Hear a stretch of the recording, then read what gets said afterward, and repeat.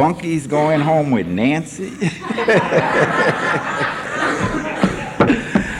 Hi, y'all, I'm Hal, and I'm an alcoholic. And I can't think of any place I'd rather be. I saw Bunky with a tie on. I'm going to report you. I'm going to report you to Kelly.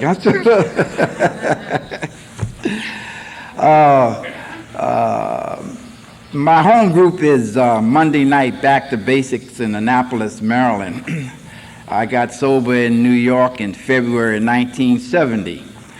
I take no credit for that. I just had the extraordinary good fortune to walk through the doors of Alcoholics Anonymous and sit down.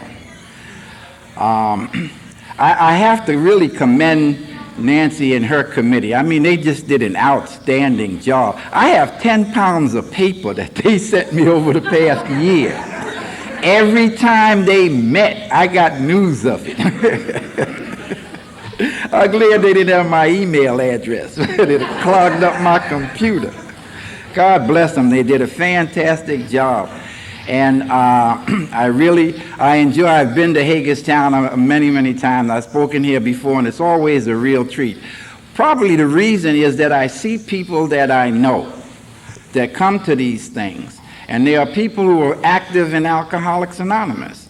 And they keep that circle close. Somebody once told me that we live and have been gifted with this golden bond, this incredible circle of gold that we stand inside of. And whenever I come to a lot of these, and here recently, we've been in a lot of places just similar to this. A couple of weeks ago, we were down in Wilmington, or rather in Rehoboth Beach in Delaware, and then we were up at the Regional Forum in Altoona, and we're here this weekend. And so I get to see my friends on a regular basis, and I think that that's really what makes Alcoholics Anonymous so outstanding. It's good for newcomers. As newcomers find out that it's not about sitting in church basements, that there really is a life out there for Alcoholics Anonymous. And if you think it's good now, you ain't seen nothing yet. I come from Annapolis, and before I came up here, at least 3 people walked up to me and said, you know what you have to do? You have to tell the truth. Victor was the last one that told me that. My old sponsor used to tell me that. He said, the truth will set you free, but first it will piss you off. I live in a real close proximity to Washington. And I heard this story. An Indian friend of mine told me out in North Dakota. And he said that this politician had a constituency, and he was up for re-election. His constituency was out on the Indian reservation. So he drove out to the reservation, and he gathered all the elders together. And he says, I'm going to put a Cadillac in the front yard of every teepee on the reservation. And all the elders stood up and said, Goombra, Goombra. And he said, I'm going to put a television inside of every teepee on the reservation. And all the elders stood up and said, Goombra, Goombra. And then he said, I'm going to put a pony in every corral on the reservation. And just then an old elder in the back stood up and said, when you go inside the corral, be careful you don't step in the Goombra. Had to tell that. That reminds me of a story. This don't have nothing to do with nothing, but I like the way I tell it, so I'm going to tell it. This guy was driving down the road. And state trooper, he was zigzagging in and out. The state trooper pulls him over. And he walks up to the car, trooper walks up to the car, looks inside, and the guy's got a whole set of sharp knives on the front seat. And the trooper says, what's the meaning of this? And the guy says, it's okay, I'm a juggler, and that's part of my act. And the trooper said, well, you're going to have to demonstrate that to me. Just then, another guy is driving down, coming from the opposite direction. He looks over to his wife and he says, Molly, it's a good thing I joined AA. Look what they make you do now.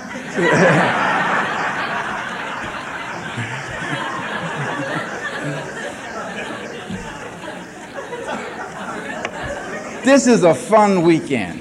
I can't tell people, people have been here before. I see my good friend Lamar and Joe and Victor and Olivia. They've always all been here, but there may be people here who haven't been here before, and it's a lot of fun. I mean, things happen here that you would not believe alcoholics would do. I remember being in one of these things, and the people couldn't believe that they were all not drinking. They just could not believe that they were a room full of sober people. And so this is what Alcoholics Anonymous really is about. Sobriety is about joy. Sobriety is about happiness and freedom. It writes in our book, the Galatians wrote in the other big book, he said that the fruit of the Spirit is joy. And surely that's what we're about this weekend. And the great fact that Nancy read is that our great power, who presides over us all, is here within us, within this body. I learned a long time ago the power's in our experience. The power's in our collective and our individual experience, and it's in these rooms. And God has given us the ability to know joy through our sobriety, through our recovery process, through our 12-step program. We're going to talk a little bit about the history tomorrow and probably in other sessions. But I think it's important to know that Alcoholics Anonymous really came out of a Christian movement. It came out of a movement that was evangelical in its zeal. And the basic tenet of their movement was this ability to stand up and tell people where you were and how you felt. The Oxford movement came as a result of 3rd century evangelicals traveling around the world. They even went down to South Africa. They went to South Africa to carry this message that they had, and it was a very simple message. Their message was a message of love, of unselfishness, of purity, and of caring. The 4 absolutes. The absolutes of the Oxford group were their message. It was their simple program that they practiced everywhere they went. And they had no idea that their simple program would translate somewhere down the road into hope for desperate people. And that's exactly what happened. But their movement was Christian. Their movement came from people like Sam Shoemaker. Sam Shoemaker, who was a Presbyterian minister in New York, and he gave them a place to meet. And just by coincidence, a man came there and found sobriety. And because he found sobriety, he thought that he might be able to give what he found to someone else. And he found another man that he knew, and he gave it to him. And that man found another man that he knew in Brooklyn. His name was Bill Wilson. And Bill and Ebby came together. And I believe that that's where Alcoholics Anonymous began. And I know that our traditional philosophy is that Bill and Bob met in Akron, and that's true. And our structure grew from that. But for the first time in any kind of recorded sense, the problem and the solution came together when Bill and Ebby met in Bill's kitchen. Ebby had been given the solution through the Oxford movement. They gave him not only the solution that he didn't have to drink anymore, but they gave him a simple program of action. So he had the solution. Bill Wilson had the problem, and he knew what the problem was. He had a hopeless condition of the mind and the body. He knew that. Dr. Silkworth had told him, but he didn't know what the solution was. And Ebby and Bill came together in Brooklyn, and for the first time, the problem and the solution came together. And not only did the problem and the solution come together, he had a simple program of action. And he put that simple program of action into his life. And he didn't have to drink anymore. And I think that Bill described it himself. Once he said, Sometimes we have to go down to the depths of despair and hopelessness before you can hear the message. And he had to go down to the depths of despair and the hopelessness before he actually heard the message. And the message that he heard, all of you have read in our book. The message was that there is a power greater than ourselves if we accept it. And even while Bill didn't understand that that was his solution, he knew that he had encountered a profound occurrence, and he knew that his life had changed. And while many of us may not have those kinds of spiritual awakenings that Bill had, we all have one. William James said some of us have those of the educational variety. However we have it, at some point we know that we have found this power, and that power is greater than ourselves. And I think that the coming together of groups like the Maryland General Service Convention that we have here every year in Hagerstown is a good example of that message coming together in one great place, in one great feeling of emotion, that we know that we're here by the grace of God, that we are here because we have had the extraordinary good fortune to find Alcoholics Anonymous. I think that for me, coming to Alcoholics Anonymous, I didn't realize, like most of us, what I was about to encounter. I come from the east side of Manhattan. I was born and raised in a section of New York known as Spanish Harlem. And Spanish Harlem is a section of New York where you have a tendency to grow up very quickly, or you stand a good chance of not growing up at all. In my old neighborhood,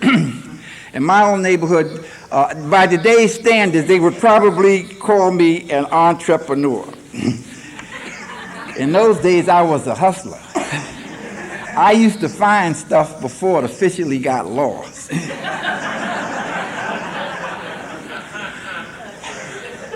They used to send social workers in there to study us. You know, I remember one of them asked me how far it was to the subway. I told them I didn't know. Nobody ever made it. You know, I didn't know that I lived in the ghetto. I didn't know I was even poor till I got out of there. But growing up in that kind of environment, you learn the real valuable things in life. I learned that the most valuable thing I had was in my pocket. That was valuable because it was real. And I had no concept of what we're taught here in Alcoholics Anonymous. Words like honesty and commitment, responsibility. They were alien words to me. Had no idea that. You grow up in the streets of New York, you learn how to do one or two things. You learn how to run or fight. And I was very lucky. I learned how to fight. When I was a little kid growing up in Harlem, they used to have a boys club, and they had a boxing gym in there. And I learned how to box when I was a little kid. And I was good at it. And even though I was small, I learned how to take care of myself. And I think that it's there, and probably for me, that's what started this sense that we all have, this sense of survival. Because even though I was small, I would not allow anybody to interfere with me in any way. I think this is a characteristic that I have, and probably everybody else has. I wouldn't allow anybody to interfere with me. My philosophy was, if you interfered with me, you had to fight. There wasn't any option to it.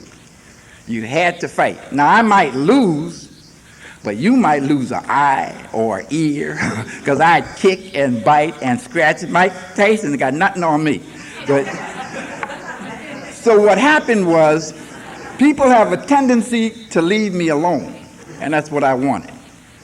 And I think that's the tendency of alcoholics. They call us loners, and I don't believe that. I believe alcoholics are very private people We keep to ourselves. We know our own counsel. We think we know what's best for us. And so what happens in my case is I put this wall out here. And anytime somebody would try to get close to me, or anytime somebody would try to find something out about me or learn a little bit about me, I put another brick in that wall. And when someone wanted to know who I was, or try to find out or hear what I had to say, I put another brick in that wall. And pretty soon that wall got higher and higher and higher. And it wasn't until I came into Alcoholics Anonymous that I realized nobody could get to me because I was behind the wall, but I couldn't get out. And it wasn't until I came here that I realized that I didn't have to run into that wall trying to get out. I used to hit that wall every day, at least 14 times a day. I'd hit a brick wall until I came in Alcoholics Anonymous and found out that you could go around the wall. I love the story, and I know everybody in here has heard it, but I'm going to tell it anyway. It's the story about how you can tell the difference between an alcoholic and a non-alcoholic. And my old sponsor told me this 25 years ago, so you know how old it is. There's two doors at the end of a hallway. And over one door there's a sign and it says peace and happiness. And inside the other door there's a guy with a baseball bat. Now the non-alcoholic comes down the hallway, see these two doors, walks through the door, and there's the guy with the bat, hits him right in the head. Goes across the hall, there's a door that says peace and happiness, goes through the door and has peace and happiness all the rest of his life. Now the alcoholic comes down the hallway, sees the same two doors. He walks through the door and there's the guy in there with a bat, hits him right in the head. Turns around, comes back down the hallway, turns around, goes right back up the hallway, same two doorway, alcoholic goes right through the same door, guy in there with the bat hits him right in the head again. Turns around, comes back down the hallway, turns around, goes back up the hallway. This time, halfway up the hallway, he stops. And he thinks to himself, maybe he won't be in there this time.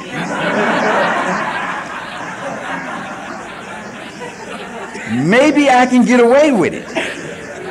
Well, the alcoholic goes through the door. The guy with the bat is gone, and the alcoholic goes looking for him. That was me. Hitting that wall. Guy with the bat was waiting for me. And I think that happens to us. Nobody, we never see ourselves the way other people can see us clearly. Other people can see us and look at us and tell us right away. We have a disease that says there's nothing wrong with you. We have a disease that will protect itself. And we can go through our entire life and never really see ourselves the way we really are. And I think that's the tragedy of the alcoholic, is that we can't see ourselves, not only what we're doing to ourselves, but what we're doing to the people around us. And that ripple effect that goes out with everyone we touch as Alcoholics Anonymous, and that negative energy that the active alcoholic transmits to everybody he comes in contact with. And it just goes on and on and on. And so it was that kind of feeling that I had. It was that kind of sense that I came to Alcoholics Anonymous not knowing about. Not knowing that not only was I a private person, not only knowing that I didn't want anybody close to me, not knowing that there was any power other than myself that could get me out of trouble. Those were the kinds of things I grew up with. Those were my characteristics, and that was how I lived for a long time. So by the time I got high school age and it was time the war was breaking out, and I knew that I was going to be drafted, and I did not want to be drafted. I mean, I come from New York. I ain't gonna volunteer for nothing. But I knew that it was going to get me, so I decided rather than get drafted, I would join the National Guard. See, I would slick New York thinking. So I joined the National Guard, and it seemed like the instant I signed the papers, the unit got federalized, and I found myself out on active duty.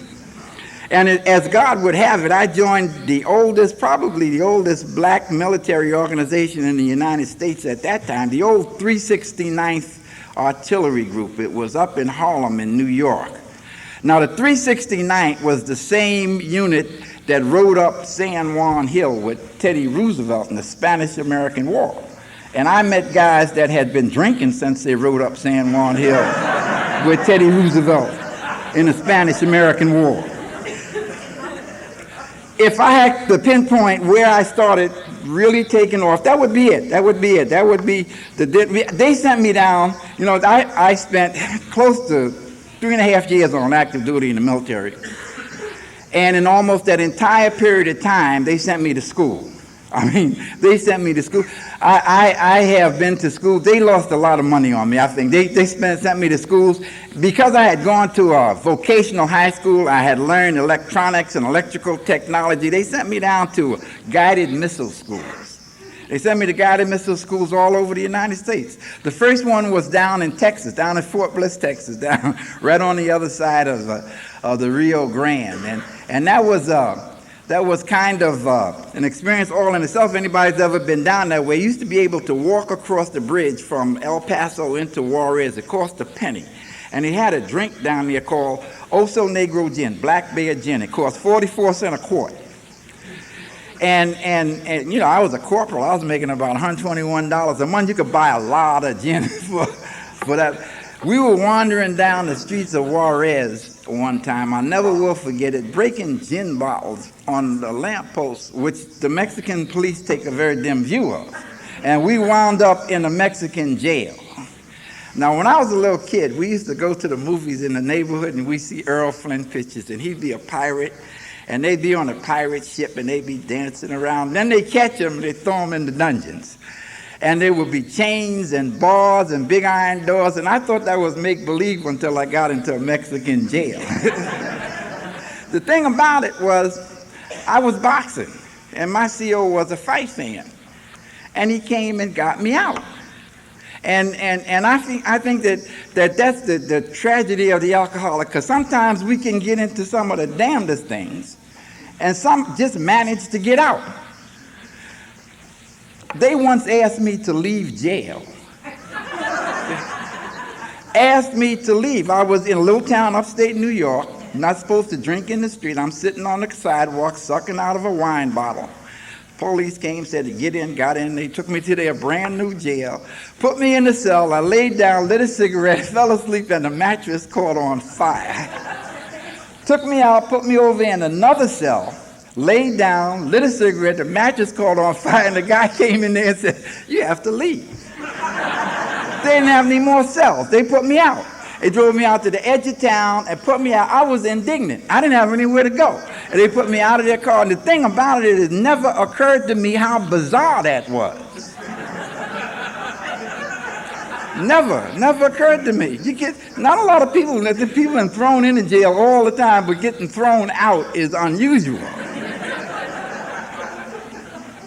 The kinds of things that happen to us, we never really look at clearly. The warning signs are all, the signposts are all there.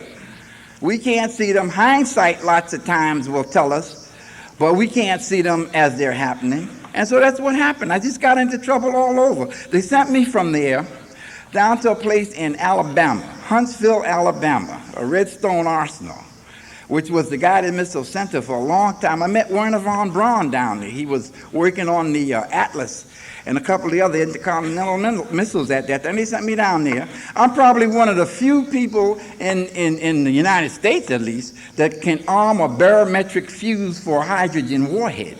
They taught me how to do that. I often wonder what would happen if I fell asleep at one of those consoles and hit the wrong button. None of us would be in here. But I never will forget, they used to have what was called Poor Richard's Wednesday down in Huntsville. You could go out on the post and get a shot of booze was a quart, and the whole steak dinner was about $1.50. I was out there getting pretty well fired up, and I came back in town. I had a little apartment in town, driving back in town, and for some reason, the booze said, go back out on the post. And you're not supposed to turn around on them roads, you're supposed to go up to the jug handle and turn around. And I did what I considered a fantastic U-turn. Checked the mirrors, looked all around, did all the New York slick things. So I made what I considered this fantastic U-turn. As near as I could figure it out, they were in the trunk of my car. The minute I turned around, there they were, 2 6'6" Alabama state troopers. It is not a good idea to argue with state troopers under the best of circumstances. I've been in law enforcement most of my life. And for me to argue with state troopers in Alabama is insane. I mean, absolutely insane. The thing about it is I got away again. They said, you know, I got right in the guy's face.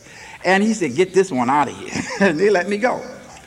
And so the same kinds of occurrences and bizarre things would happen, and they were all things that if I had the ability or I had the foresight to be able to look at, I could have seen the problems coming right there. But we never can. We can't see them. We don't know them.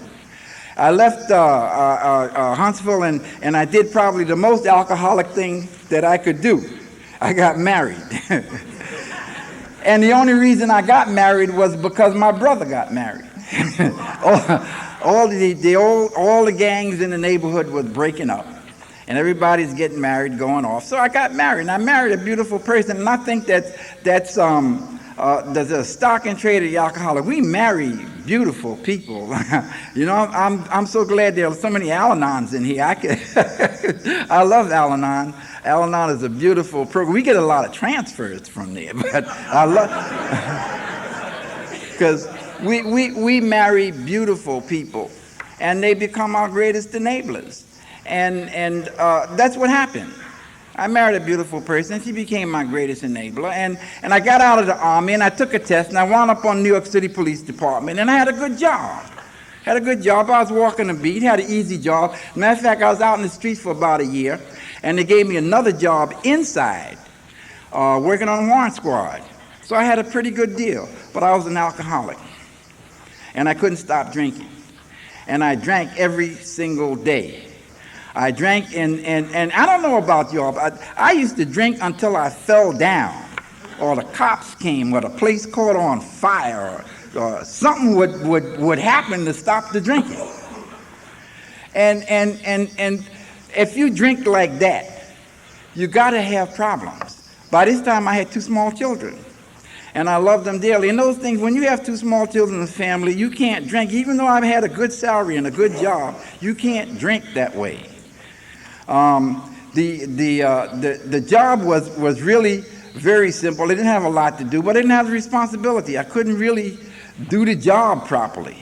I couldn't do the proper things that I was supposed to do at home. My wife would have prepared a really nice meal, and I would come home, and they would all be there, and I would walk in the back and close the door and close up and start to drink. And it wasn't that I didn't love them. I loved them dearly. But I had that alcoholic mindset. I didn't want people to get too close to me. I didn't want people to know me. And so I shut them out. The wall was still there, and I was still behind it.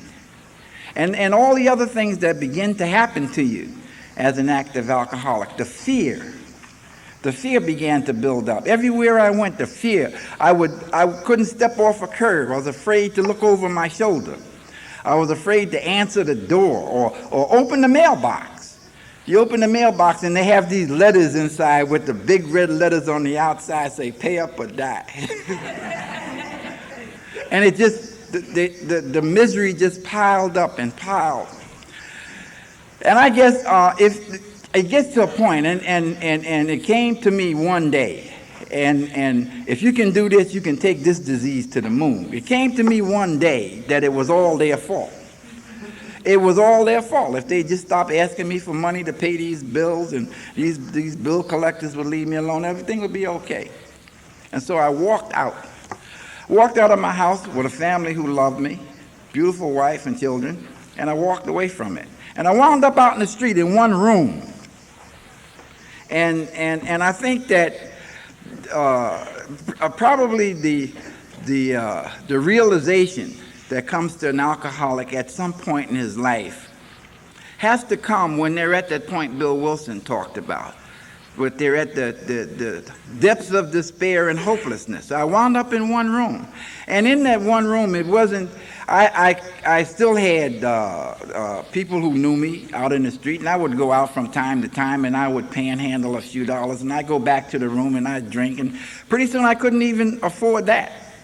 And I got thrown out, and I wound up out in the street, living under a bridge, under a railroad bridge out in Staten Island. And the realization came to me one day. As I lived in a basement, in a dark, dingy basement. I never will forget it because it had a burner. It had an automatic burner, and every time the burner would fire, I'd hear Handel's Messiah. I hate the thing today. I used to see lions and tigers going through that basement. Well, one day I came to in the basement, and it was one of those times in a moment of clarity. I wasn't quite drunk and I wasn't quite sober. And I looked around me. I was in a dark basement, dirt floor, filthy, hadn't bathed. And I looked around and I looked at myself and I said, what are you doing here? What are you doing in this basement? I come from a good family. I have a relatively good education. What are you doing in this basement? I didn't have an answer for that. And so I prayed. Every time I got into a real jackpot, I'd pray. But the way I prayed to God, I made a deal. You do this for me, and I'll do that for you. And nothing happened. At least I thought nothing happened.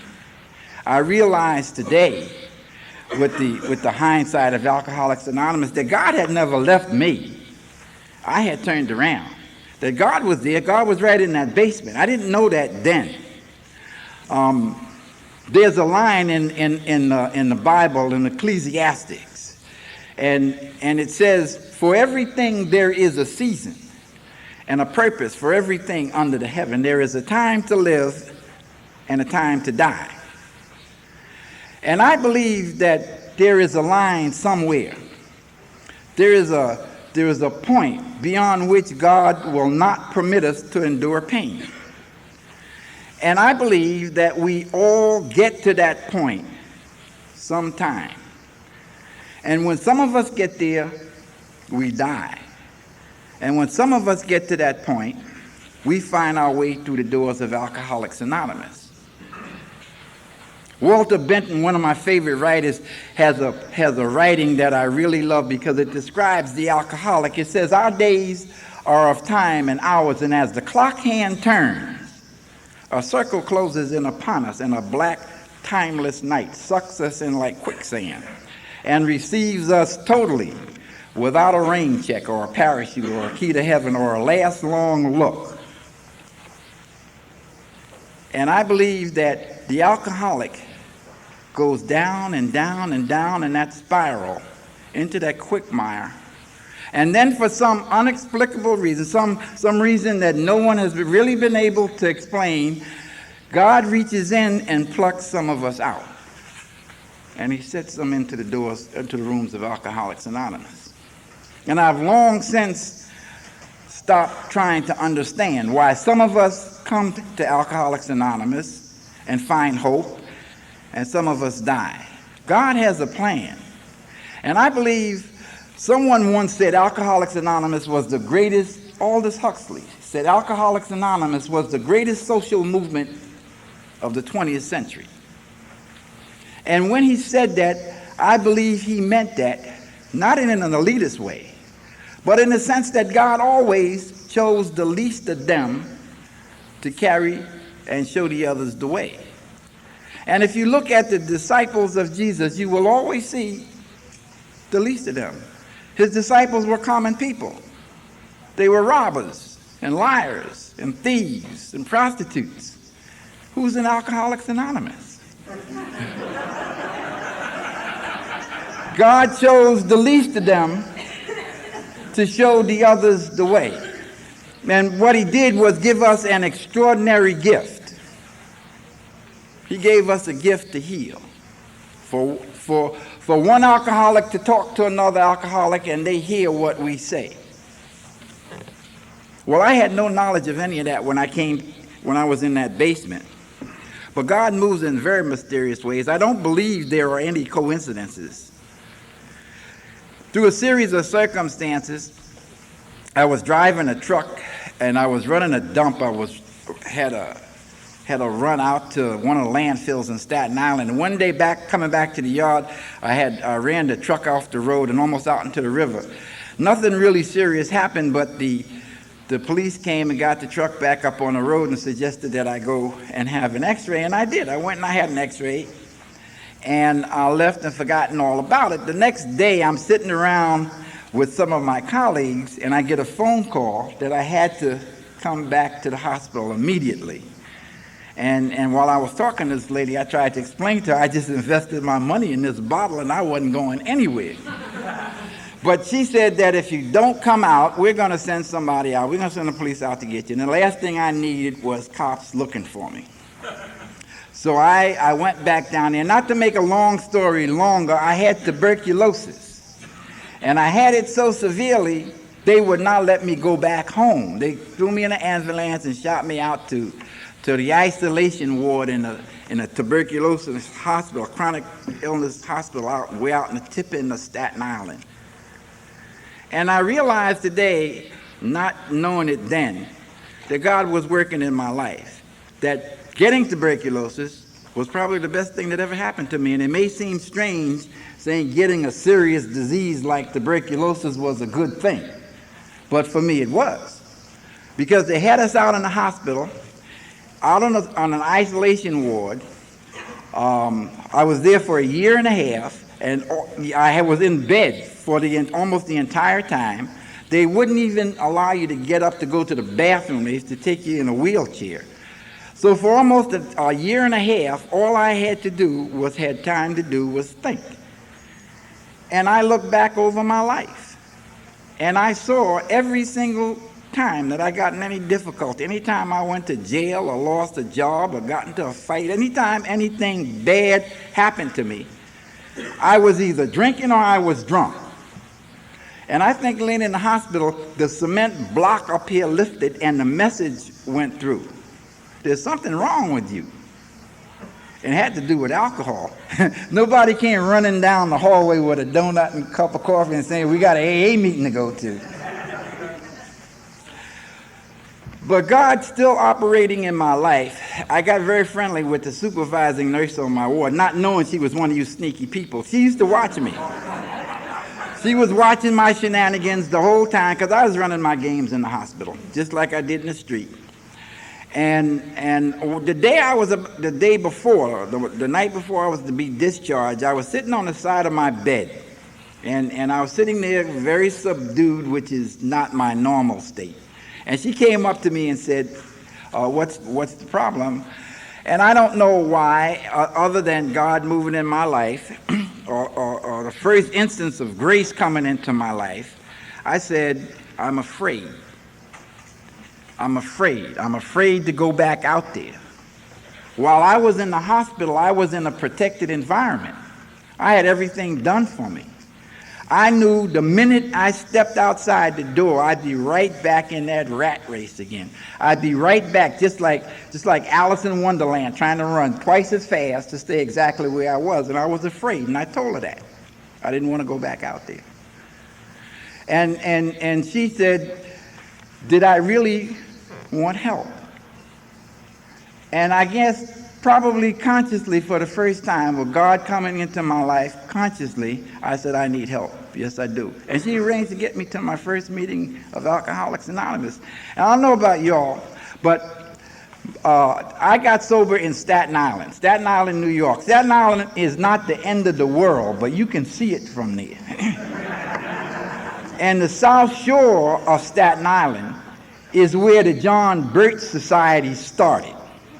And they got people on the South Shore of Staten Island that think the John Birch Society were liberals. And I walked down there and walked into a meeting of Alcoholics Anonymous in the South Shore of Staten Island. And the minute I walked through the door, I knew something was wrong. First of all, there wasn't no black people in there. That's the first thing. The other thing, there were guys in there wearing white shoes in the wintertime. I knew there was something wrong with that picture. So this guy walked up to me, and he showed me this book. He showed me this blue book. And he said, everything that you will ever need in life is in this book. Well, my scheming mind went right to work. When I came out of that hospital, everything I owned, I carried out of there in a shopping bag, and that had a hole in it. And I figured if everything I needed was in this book, if I read this book, I figured out how to get a loan out of these people. So I read that book. I read the book from cover to cover, and I came back and I said, Ellie, I can't get a loan out of this book. And he said, yes, you can. Ellie was my sponsor, and I used to call him my walking stick. He died when I was 15 years sober. I have a new sponsor, but I still think of him as my old sponsor, my first sponsor, because it's like a baby when you're growing and you're learning. And that's the way he was with me. He was the kindest, gentlest, most compassionate man, and the absolute perfect person for me. I had terminal year butts. And I would call Ellie up, and I would say, Ellie, when am I going to get a job? And he said, you had a job. And I say, I don't feel good. He said, this may be as good as you'll ever feel. And then I say, well, I'm nervous. And he'd say, hang on. And I said, how do you hang on? He said, let go.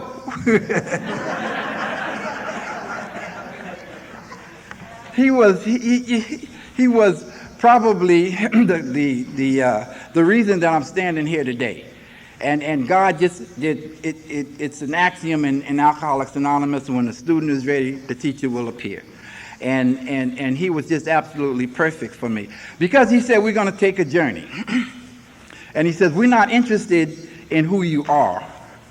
We're going to find out who you are not. And we're going to get rid of all that, and who you are will show up. And so we began that journey that we all know about here. He said, what we're going to do here is build an arch. And when that arch is completed, we're going to be able to step through into what Bill Wilson calls the sunlight of the Spirit. He said that the foundation of that arch is the first step, because it tells you what the problem is. We're powerless over alcohol. Our minds are unmanageable. That's the problem. He said the cornerstone of that arch is the second step, because it tells you what the solution is. You come to believe that there's a power greater than yourself that can restore you to sanity. And the keystone, the most important stone, anybody who's ever built an arch knows the most important stone in an arch is the keystone. He said the keystone is the third step, because all the other stones have to lay against it. He said that the third step will open the door for you to walk through.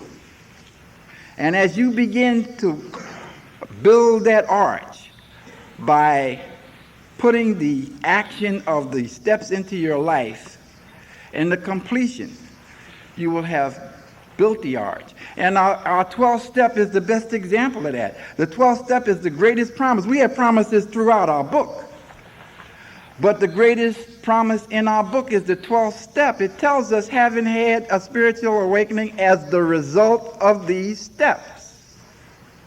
Having had a spiritual awakening, not maybe, or perhaps, or down the road somewhere.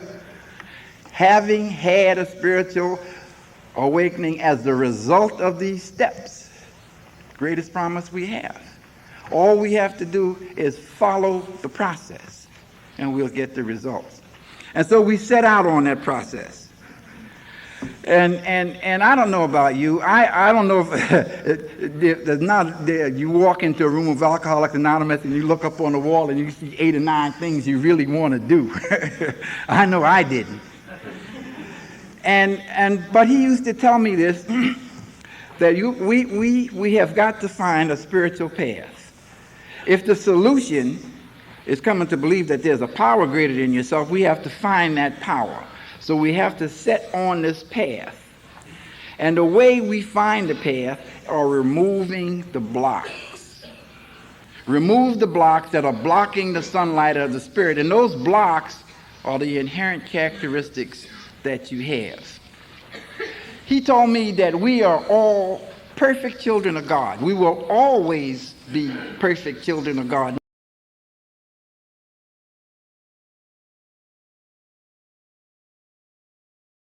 That. He said what happens to us is that because of our experiences, because of the things that happen to us as we go through life, we convince ourselves that we are less than perfect children of God. We are not, but we've convinced ourselves that we are. And what our 12-step recovery process does is allow us to open up the channels and awaken our spirit so that we can see that we are perfect children of God and we always will be.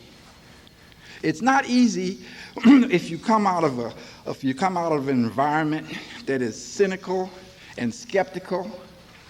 And it's very difficult sometimes, and I understand people have difficulty seeing the spiritual path that we follow. And I was that way. He told me that you don't have to believe in God. Believe that I believe. And if I believe and you can understand that the belief in God for me gave me the life that I have, then you can do it and follow it too. So I believed that he believed.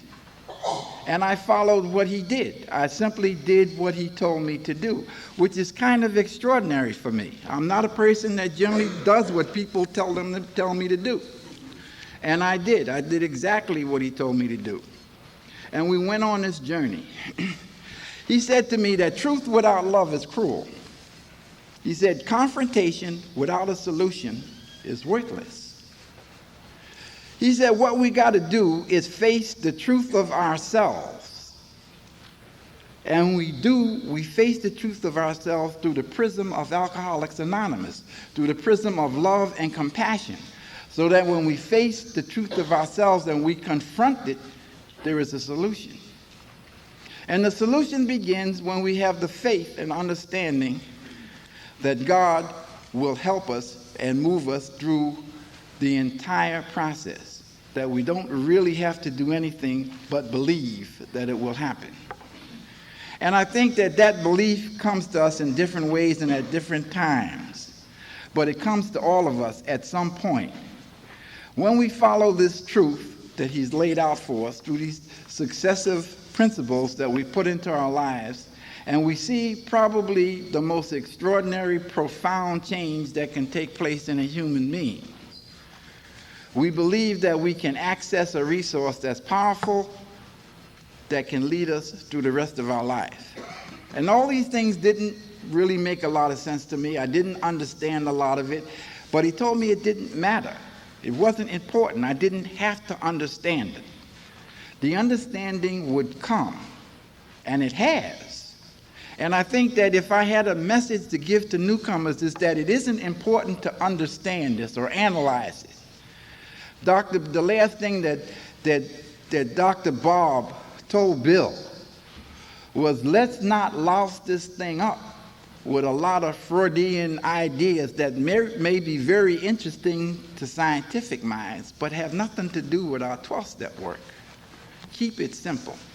And so he made me keep it simple. And everything I did, it wasn't just following this process to make it simple, this 12-step process. Everything I did, I remember one time I got one of those AA cars. Somebody had a car in their yard and said you could have it if you could drive it. So they didn't have a reverse. They had no reverse. I couldn't back the thing up. So I had to always park on a corner so nobody could get in front of me. He used to let me take pigeons to meetings. From time to time, he'd say, you take them there, and you bring them there, and take them back there. Try not to confuse them by talking to them. So he would make me keep it simple all the way through. And as a result of that, I came to the understanding that there is no reality apart from God. There just simply is none, in my opinion. There is one mind that has a billion faces. There is one love that is common to all men, and the only thing that separates us is our experience. And while our experiences vary from person to person, none of our experiences are the same, and none of our spirits are the same. Our spirits are who we are, the essence of what we are. It is the fundamental being. And each one has a different spirit because we all have had different experiences. And as we apply these principles in our lives, the change that comes about is different and varied for each of us, as it is in the lives of everybody who has gone before us. So the power of Alcoholics Anonymous came into my life, and I began to see the extraordinary power that it could be. He writes about, Bill talks about the great reality, the real power. And he tells us that the real power, the great reality, is deep down within each and every one of us. He tells us there are three things that we need to do to find it. Think honestly, rid ourselves of all bias, look inside ourselves diligently, and the power will emerge.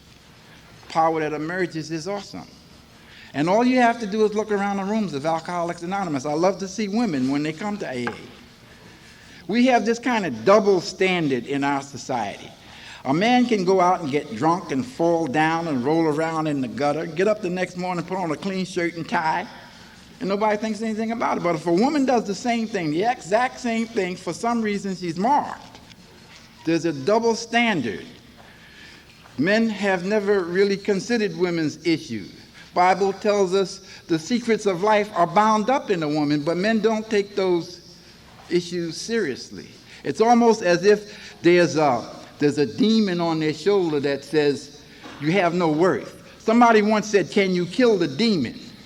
And the answer is no. You can't kill the demon. But you can educate him. You can educate the demon right off your shoulder.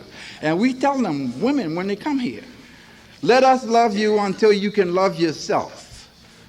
Hold our hands and let us guide you. And very shortly, you see the smile come on, and the smile where they're smiling from in here and not with their teeth. And you begin to see them bloom into beautiful, lovely flowers. The awesome power of Alcoholics Anonymous, and it applies to everybody. Doesn't matter what race or gender, what your economic status is. If you apply these principles into your life, you will have the results. And the reason the principles work are because they are true principles. And they will work for anyone. And so the principles of Alcoholics Anonymous are the driving force of our fellowship, of our society. And Bill Wilson used to talk about our society. Whenever he referred to Alcoholics Anonymous, he referred to it as our society, a society of men and women who share their strength, their hope, and their experience to help each other. After a while, it got to a point where I had to do more. A guy once told me that spirituality cannot occur in a vacuum, that we must do something for someone with no expectation. Spirituality must be anchored in a bedrock of altruism. Bill Wilson said it a different way. We have to give it away to keep it. And so I got involved with general service. First, I got involved with the New York area, and I became an alternate delegate. Then I got elected to the AA World Services, which is the corporation in AA that publishes all your books and all your literature. So we set the prices for all of that, and I got elected to AA World Services, and then I became chairman of the board, and I set the prices of all the literature that's sold in Alcoholics Anonymous. And for 4 years I did that, and then I was elected, and I still don't know, God moves in very mysterious ways. I was elected to the board of trustees of Alcoholics Anonymous, and I spent 4 more years trying to give it away. And in all the time that I spent at the General Service Office as a director, as a member of the Board of Trustees, the constant guiding force was what Bill said: what can I do to help a suffering alcoholic? What was the next best thing to do? And I think that the challenge that I felt there is the same challenge that I feel here. I'm fairly active here, even though I'm no longer on the Board of Trustees. I work very closely with other alcoholics, and I do other commitments. But I realized then what I know today, that if I'm going to keep it, I have to give it away. It was not too long after that. My wife had contracted cancer and passed on, and my kids were in nursing home when I got out of the hospital. In the foster homes when I got out, and I didn't know that. And I had to find my kids, and I prayed about that. And my old sponsor used to say, you have to be very careful what you pray for. God wants to punish you, he will answer your prayers. So he gave me back my 2 kids, 2 teenage boys. And I spent the next 10 years raising them. And that's another story all in itself, because they're both in AA.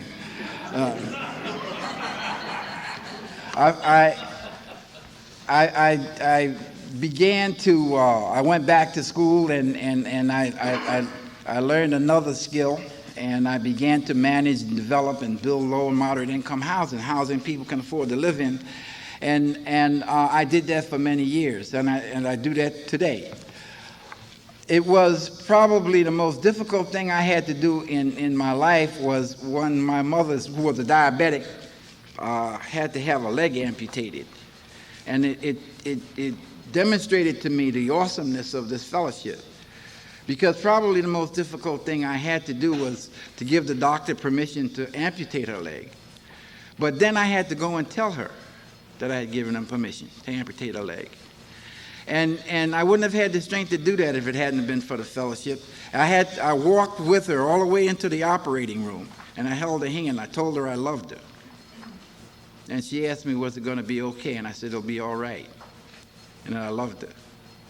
And even after she came out, and she was ill for a long time, finally passed on, all the love and understanding combined in Alcoholics Anonymous came to me. People put their arms around me and helped me. My mother and I were very close, and it was very difficult to experience that void. But because of the people here, I was able to go through that. And I think that's one of the things I found extraordinary here in Alcoholics Anonymous. We can somehow survive the most horrendous kinds of tragedies if we walk in the path that we've been set on and believe that God will not abandon us. And I found that faith here. I found that belief here. It's so unshakable with me today that it isn't a question. And so I came to the point where I realized that my whole life now is in Alcoholics Anonymous. Everything I do or say, or most of the thing, I don't think I've had an original thought since I've come in here. Everything you see or hear me say, I heard from somebody in here. And I thank God for that today. It was like my old friend up in Minot, my Indian friend who told me about the pony in the corral. He once told me a story. He told me a story about the wounded healer. The wounded healer is an Indian spirit. And the spirit doesn't do anything except when an Indian warrior is wounded. And I remember Running Bear telling me this, that it came to him in a dream, and he saw it. He said that when an Indian warrior is wounded, the spirit appears in front of him. And he opens his cloak, and he has a wound exactly like the wound that the warrior has. And the warrior looks at the spirit's wound, and the warrior gets healed. And the first time I heard that story, I knew it reminded me of Alcoholics Anonymous, because that's exactly what we do here. Every time we share our strength, our hope, and our experience, we show somebody else our wounds, and they get healed. And so we are all wounded healers. And I think that the notion that I have this gift, this extraordinary gift, only demonstrates to me the powerfulness of our fellowship. There's a pamphlet that I would commend to everybody if you haven't read it already. It's called A Member's Eye View of AA. And in the pamphlet, the writer is an alcoholic trying to explain how Alcoholics Anonymous works. He says that Alcoholics Anonymous works because of the way our program is presented to us.